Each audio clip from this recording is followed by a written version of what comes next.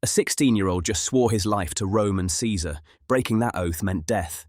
His own tentmates were the executioners. He was already counting 9,125 knights. The Eagle's Edge, a novel of Rome, Gaul, and the making of a soldier. Chapter 1. The Oath, Sacramentum. Scene 1. Marcus stood at the edge of the field outside Genava, his legs stiff from 3 days of walking. Before him, the legion's camp sprawled across the valley floor like a geometric puzzle, straight lines and perfect angles carved into the muddy spring earth, so unlike the chaotic villages he'd passed on his journey north.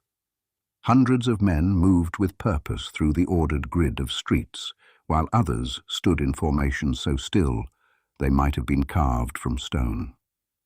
Not for the first time, Marcus wondered if he'd made a terrible mistake in coming here. The cold spring air bit through his worn tunic as he joined the line of recruits snaking toward a wooden platform at the camp's entrance. Each breath plumed white before his face. They were a motley gathering. Farm boys with calloused hands, shopkeepers' sons with soft palms, a few men who carried themselves with the hard-eyed wariness of those who had known violence before. All of them shuffling forward one step at a time, none meeting the other's eyes. Name? The clerk at the registration table didn't look up from his wax tablet when Marcus finally reached the front. Marcus Aemilius Corvus, he said, forcing his voice not to crack. 16 summers old and trying desperately not to look it. The clerk made a mark in the wax. Father's occupation. Farmer. He's dead. 3 years gone now, taken by fever after a winter flood ruined their crops. The real reason Marcus stood here. His mother and sisters needed the soldiers' pay, the stipendium that might keep them fed until his youngest sister could marry. Previous military experience? Marcus almost laughed. None, sir. I'm not a sir. I'm an immunis. The clerk finally looked up, his eyes flat with boredom. You'll learn the difference quickly enough. Stand over there with the others. The others were 30 young men huddled near a smoking brazier, stamping their feet against the cold. Marcus joined them, taking in the camp that would become his world. The precision of it stunned him. His father's old comrades had told stories of life in the legions, but none had mentioned this, the absolute rigidity of the layout. Every tent placed just so, every street straight enough to have been measured with a plumb line, which, he realized, they probably had been. A horn sounded, not the hunting horns he knew from home, but something deeper, more resonant. A cornu, he guessed, though he'd never seen one. Men responded to its call like ants to some invisible signal, changing direction, forming lines, moving with purpose that Marcus couldn't decipher. First time seeing a proper Castra, eh? The voice beside him belonged to a gangly youth with a pockmarked face. My uncle served under Pompey. Says you can wake up blind drunk in any legion camp in the world and still find the latrine without opening your eyes. Is that supposed to be reassuring? Marcus asked. The youth grinned. Just saying it's all the same. One Castra is like another. You'll learn fast. Before Marcus could respond, a Centurion approached their group. The transverse crest on his helmet marked his rank even before Marcus saw the vitis, the vine staff, gripped in his right hand. The man's face was weathered like old leather, a scar running from his left temple to the corner of his mouth, pulling his lip into a permanent half-sneer. Recruits! The word wasn't shouted, yet it carried like a stone thrown into still water. Form a line, shoulder to shoulder. They scrambled to obey, Marcus finding himself between the pockmarked youth and a barrel-chested man who smelled strongly of garlic. The Centurion walked slowly before them, his eyes moving from face to face. You are about to take the Sacramentum, the military oath. Until these words pass your lips, you may walk away. He paused, letting the silence stretch. After, you belong to Rome, to the eagles, to your brothers, and yes, to me. Is that understood?"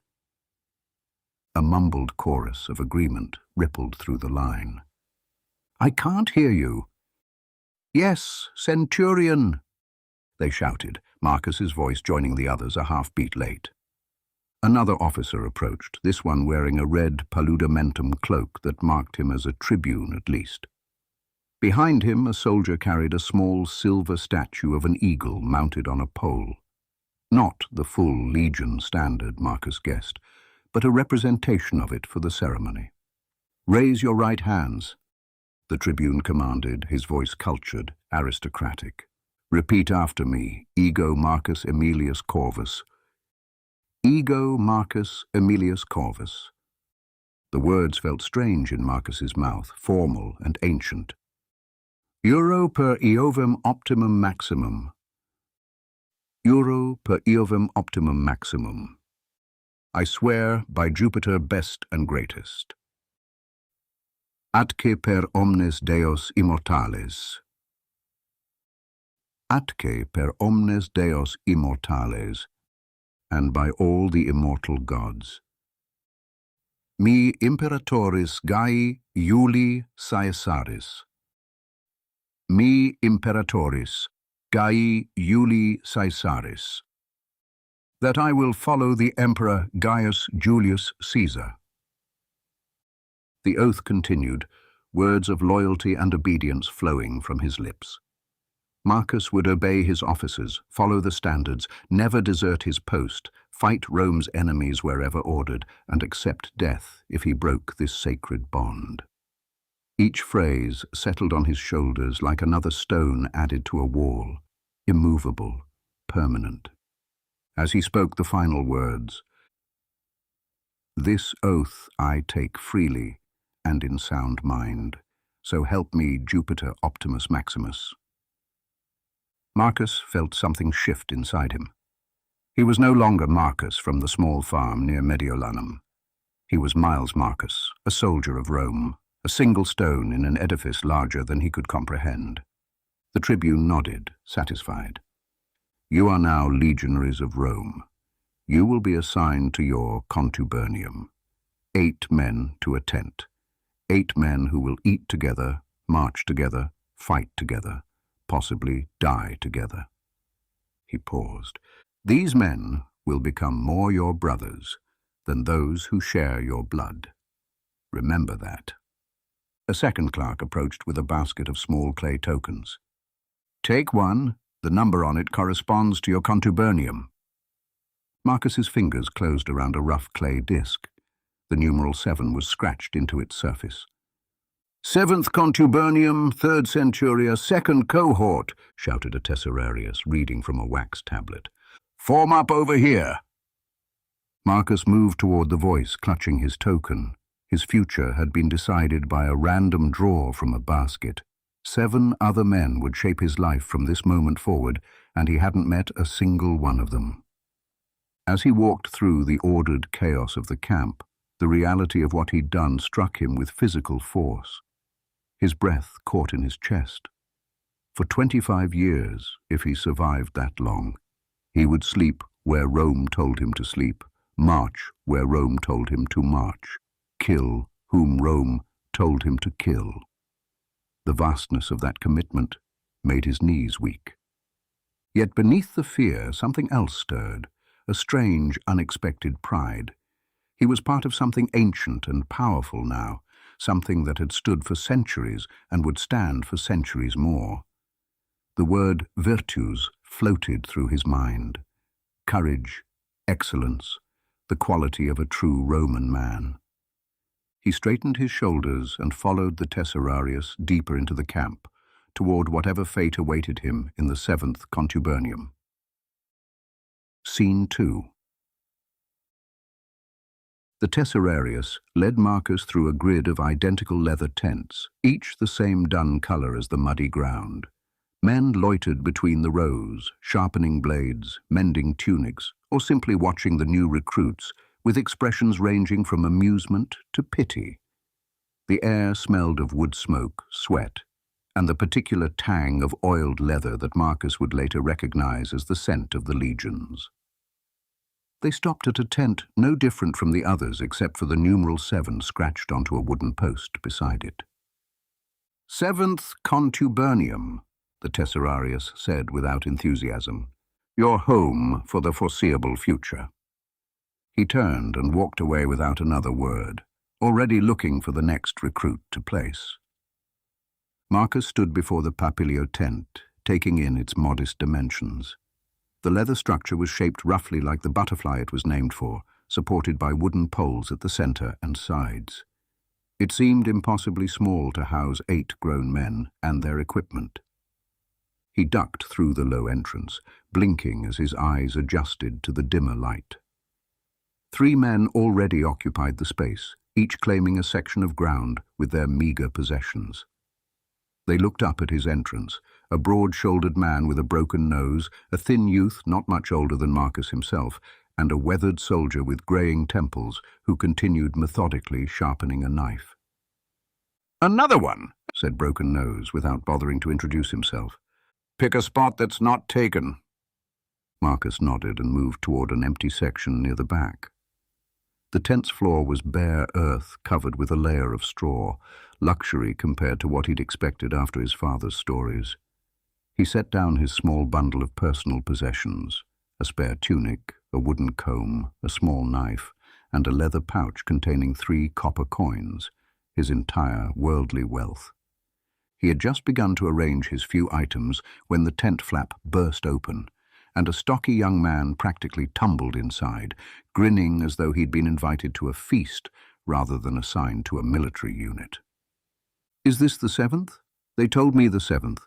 I've been to 3 wrong tents already. Can you imagine? I kept introducing myself to complete strangers." The newcomer laughed at his own confusion, dropping a bulging sack in an unclaimed spot. "I'm Lucius Flavius Scaver, from Rome, the Aventine Hill specifically. My father's a baker, best bred in the city, everyone says so. Not that I'm biased, but it's true." The words poured out of him like water from an overturned bucket. Before anyone could respond, Lucius had crossed to Marcus and extended his hand. "And you are? Just arrived too, by the look of you. First day's always strange, isn't it? I've been here since morning, took the oath at dawn. Have you eaten? The pulse they serve is nothing like my mother's cooking, but I suppose we'll get used to it. Where are you from?" Marcus blinked at the barrage of questions. "Marcus Aemilius Corvus," he managed, "from near Mediolanum." "Mediolanum? I've never been. Is it nice? What did your family do there? Do you have brothers, sisters?" Marcus struggled to decide which question to answer first. The others were watching this exchange with expressions ranging from amusement to irritation. "My father farmed. He's dead now. I have 2 sisters." "I'm sorry about your father," Lucius said, his face instantly shifting to genuine sympathy. "My mother's brother died last year. Fever took him. It's hard." Then just as quickly his expression brightened again. "But sisters, I have 3, all older, always telling me what to do, how to dress, who to talk to. Is it the same with yours?" Before Marcus could answer, Broken Nose cut in. "Gods below, do you ever stop talking?" Lucius turned, unperturbed. "Not often, no. My mother says I was born talking and haven't paused for breath since. You should taste her lentil stew. She puts in this spice from Egyptus. I don't know what it's called, but it makes the whole house smell like heaven. Even when we had nothing else, we had her stew. I tried to make it once when she was sick. Complete disaster. Burned the bottom, under-seasoned the rest. My sisters wouldn't let me forget it for months." Marcus watched in amazement as Lucius continued describing his mother's cooking in exquisite detail, seemingly oblivious to the incredulous stares of the others. There was something almost admirable about his complete lack of self-consciousness. Marcus had always measured each word before speaking, fearful of saying the wrong thing. Lucius appeared to have no such filter. 2 more men entered the tent over the next few minutes, each receiving the same enthusiastic greeting from Lucius. They found spaces for themselves, careful to leave room for the eighth man who had yet to arrive. The space grew more cramped with each addition, and Marcus found himself instinctively drawing his possessions closer, defining his small territory. The conversation, driven mostly by Lucius's endless questions and anecdotes, revealed bits and pieces about his new tentmates. The thin youth was a blacksmith's apprentice from Geneva itself. Broken Nose had been a sailor before joining the legions. The older man with the knife had served 2 years already and was the only experienced soldier among them. "How long until we see action, do you think?" Lucius asked no one in particular. "My cousin served with Pompey in the East, said his first battle was 3 months after taking the oath. Of course, that was against proper armies, not these Gauls we'll be facing. Have any of you seen a Gaul up close? They're supposed to be giants, with hair like straw and skin painted blue. Is that true?" The tent flap opened once more, cutting off whatever response might have come. The temperature in the tent seemed to drop several degrees as a weathered soldier ducked inside. He wasn't tall, average height at most, but something in the economy of his movements suggested a coiled strength. His face was like old leather, creased and hardened by sun and wind. A thin white scar ran along his jaw, disappearing beneath the collar of his tunic. The chatter died instantly. Even Lucius fell silent as the newcomer surveyed the tent with eyes that missed nothing. When those eyes settled on Marcus, he felt a strange sensation, as though he were being weighed and measured for a purpose he couldn't comprehend. It wasn't hostility in that gaze. It was something worse. Assessment. Pure, cold evaluation. Without a word, the man moved to the empty space nearest the entrance, the position that would put him first out of the tent in an emergency, first to reach weapons if needed. No one challenged this choice, though it was clearly the most desirable spot. "Gaius Petronius," he said finally, his voice low and rough from years of shouting commands over battlefield noise. He offered no further information about himself.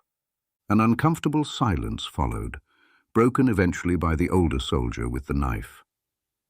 12 years' service, he asked, gesturing to a particular knot on Petronius's belt that Marcus didn't recognize. Petronius nodded once. "Started under Pompey, transferred to Caesar's command 2 years ago." The information hung in the air, significant in ways Marcus couldn't fully grasp. He only knew that 12 years meant Petronius had survived more campaigns than most men ever saw. "Well," Lucius said finally, his irrepressible nature reasserting itself. "That's all 8 of us then. Contubernalis. Has a nice ring to it, doesn't it? Like we're all part of something." Petronius looked at him without expression. "We're not contubernalis yet. Just 8 men in a tent.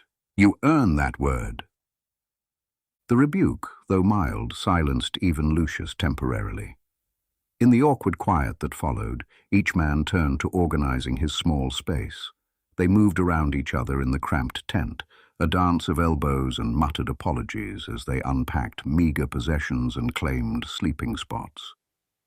Marcus found himself cataloguing details about each of his tentmates, especially Petronius. The veteran's kit was worn but meticulously maintained, every item in its proper place. He moved with the confidence of a man who had performed these same actions countless times in countless camps. Nothing wasted, nothing for show. When Petronius caught Marcus watching, he didn't look away. That same evaluating gaze returned, as though he were calculating how long Marcus would last, how much use he might be before becoming another casualty. Marcus forced himself to meet those eyes and wondered, not for the first time that day, what he had gotten himself into. Scene 3. The leather ceiling of the papilio hung just above Marcus's face, its contours barely visible in the darkness. He'd been staring at it for what felt like hours, tracing the seams where separate pieces had been stitched together, counting the faint patches where old tears had been mended. Sleep refused to come. The ground beneath his thin bedroll might as well have been solid stone, and every time he shifted position, a new rock or root seemed to rise up to greet his hip bone or shoulder blade. But the physical discomfort was nothing compared to the thoughts circling his mind like hungry wolves. The tent was a symphony of sleep sounds. Lucius snored with remarkable enthusiasm, as though determined to excel even at this unconscious activity. The rhythm of it nearly matched the distant drums still beating somewhere in the camp. Broken Nose, whose actual name Marcus had already forgotten, muttered occasionally, fighting enemies in his dreams. The blacksmith's apprentice whimpered like a puppy. Petronius, unnervingly, made no sound at all. Even in sleep, the veteran maintained his guard. Marcus turned his head slowly, careful not to rustle the straw beneath his bedroll. In the dim light filtering through the tent's seams, he could just make out the shapes of his 7 tent mates, packed together like fish laid out at market. 8 men in a space barely adequate for 5, their breath mingling in the cold night air. 8 strangers bound together by nothing but the oath they'd taken and the tent walls that contained them. Outside, the camp continued its nocturnal existence. Sentries called to each other at regular intervals. "All's well," their voices passing the message around the perimeter like links in a chain. Somewhere in the distance, a group of soldiers sang a marching song with lyrics that would have made Marcus's mother wash his mouth with soap. The chorus floated clearly through the night. "Caesar's boys are marching forth, our steel is sharp and ready. If Gauls should try to block our path, our pace remains quite steady. We'll take their heads, we'll take their gold, we'll take their wives to bed, for we're the boys of the 10th, and we're better off than dead." Each verse grew more obscene than the last, but there was something almost comforting in the camaraderie of it. The shared experience of men far from home, finding solace in crude humor and familiar rhythms. Comfort, however, eluded Marcus entirely. His mind replayed every moment of the day in excruciating detail, cataloguing each error and embarrassment with meticulous precision. He'd stood in the wrong spot during the oath-taking, earning a sharp jab from the Tesserarius's staff.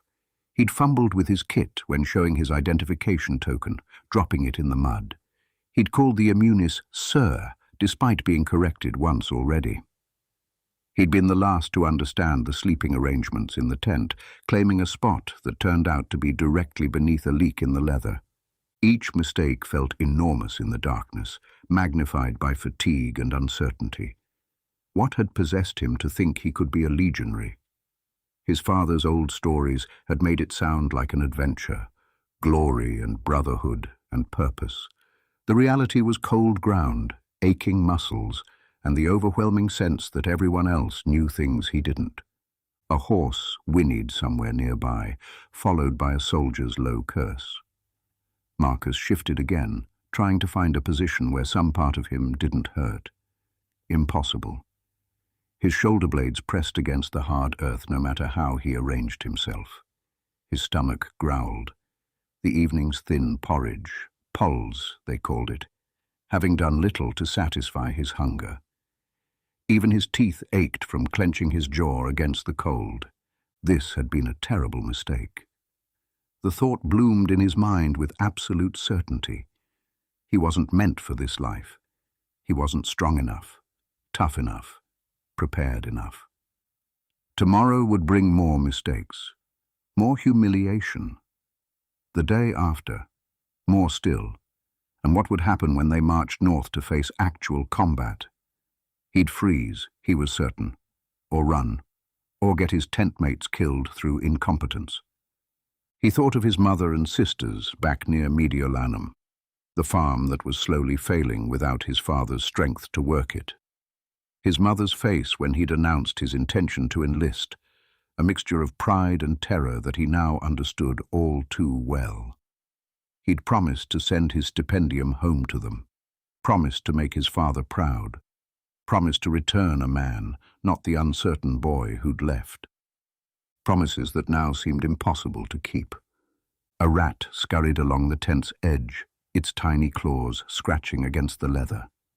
In the darkness, Marcus could just make out its shape as it paused, whiskers twitching before disappearing into a gap between the tent and the ground. Even the vermin knew their way around the camp better than he did. He turned onto his side, wincing as his hip found yet another stone. Lucius's snoring hitched, then resumed at a slightly higher pitch. The blacksmith mumbled something that sounded like "mother." Outside, the singing had stopped, replaced by the regular calls of the sentries and the whisper of wind through the camp. How many nights like this stretched ahead of him? The calculation made his stomach clench with dread. 25 years of service to earn honesta missio, honorable discharge.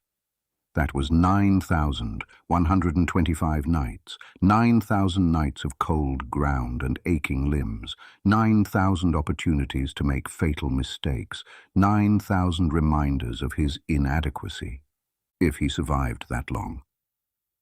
His father's friend Titus had served 15 years before a Cilician pirate's arrow found the gap between his helmet and his shoulder. Another neighbor had returned after 8 years, missing his right arm and most of his mind, raving about Mithridates' scythed chariots until fever finally took him. How many men who took the oath ever lived to claim their land grants? The night seemed to press closer, the darkness more complete.